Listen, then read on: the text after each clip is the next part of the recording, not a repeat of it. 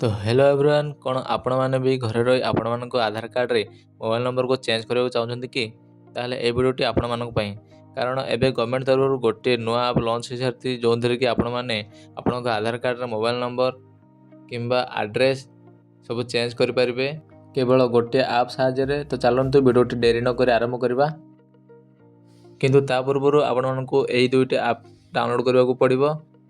तो स्क्रीन में दे देछि एवं तले डिस्क्रिप्शन भी लिंक दे देछि आपने चाहिए ये आप दुईट को डाउनलोड कर रखिपारे। डाउनलोड कर सारा पर प्रथम आपड़ ये आधार आप ओपन करेंगे तापर सब परमिशन को अलाउ करदे। तापर देखो आपन को ये किसी पेज शो कर नेक्स्ट ऊपर क्लिक करदे। क्लिक कर सारा पर आपन को ये किसी शो कर फास्ट ऑप्शन पर चूज करेंगे। तापर आपणकर आधार नंबर टी देदेवे। आधार नंबर दे सारा पर देखो ये कंटिन्यू पर क्लिक करदे। क्लिक कर सारा पर ये आप चेक मार्क देछि चेक मार्क पर क्लिक कले आप सेंड ओटीपी पर क्लिक करेंगे। सेंड ओटीपी क्लिक कर सारा पर आप मोबाइल को ओटीपी आसो से भेरीफाई हो फेस स्कान कर फेस ऑथेंटिकेशन कर सारा पर देखो फेस ऑथेंटिकेशन कर नौची। तो फेस ऑथेंटिकेशन टी हो सारा पर आपको किसी यही भाव में पेज टी प्रोसेसिंग हम।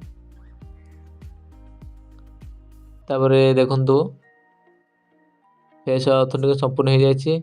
तापर आपण एठी 6 डिजिट रो पिन टू क्रिएट करदे आपण हिसाब से तब कंफर्म करदे। कंफर्म कर सारा पर आपणकर आधार कार्ड टी शो कर एठी नेक्स्ट पर क्लिक कर दोची। तब नेक्स्ट कर दोची फिनिश कर दोची। देखो फिनिश कर सारा पर ऊपर टिके स्क्रॉल करेंगे।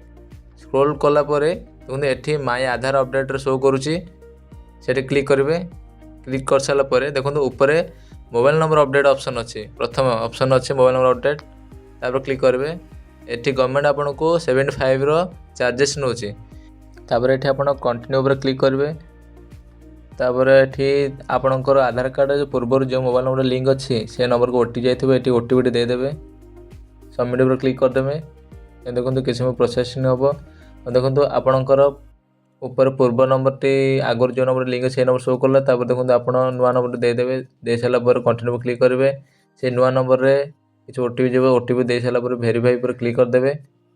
देखो फेस ऑथेंटिकेशन मांगे फेस ऑथेंटिकेशन करदे। प्रोसीड कर दूची। देखो फेस ऑथेंटिकेशन कर नौची। फेस वेरीफाई होला पर देखो आपन को पेमेंट करबो कहबो। आपण जेकोसी यूपीआई किंबा फोन पे गूगल पे जेकोसी आप यूज करेंगे। देखो मुझे पेमेंट संपूर्ण भाव में क्लियर कर दूची। पेमेंट टी आपन गवर्नमेंट तरफ 75 रुपीस चार्जेस लगी किंतु आपण मानक पूर्व कौन होता ना आपण मैंने जदि आधार सेंटर को जाऊे आधार सेंटर रे आपण मानक यही काम आपण आधार सेंटर वाला आपण मानक 200 टंकार चार्ज नौले। यही आप आपण मैंने केवल मोबाइल नंबर को चेंज करेंगे किंतु जो मानकर पूर्व आधार कार्ड मोबाइल नंबर अपडेट अच्छी किंतु यह गवर्नमेंट को अपडेट करने पड़ो कारण बहुत जन लोक मानकर आधार कार्ड रे एजाए मोबाइल नंबर लिंक ना। तो देखो मुझे पेमेंट सक्सेस कर देछि। तापर आपण को यही एक्नॉलेजमेंट फॉर्म टी देखा मिले आपण मैंने चाहिए ये फॉर्म टी को सेव कर रखिपारे। तो पार्ट 2 कमेंट करूँ किपरि यही आधार कार्ड स्टेटस को चेक करेंगे। आपणकर आधार कार्ड टी 7 ରୁ 15 दिन मध्य अपडेट हो आपण मैंने स्टेटस चेक कर डाउनलोड कर रखिपारे।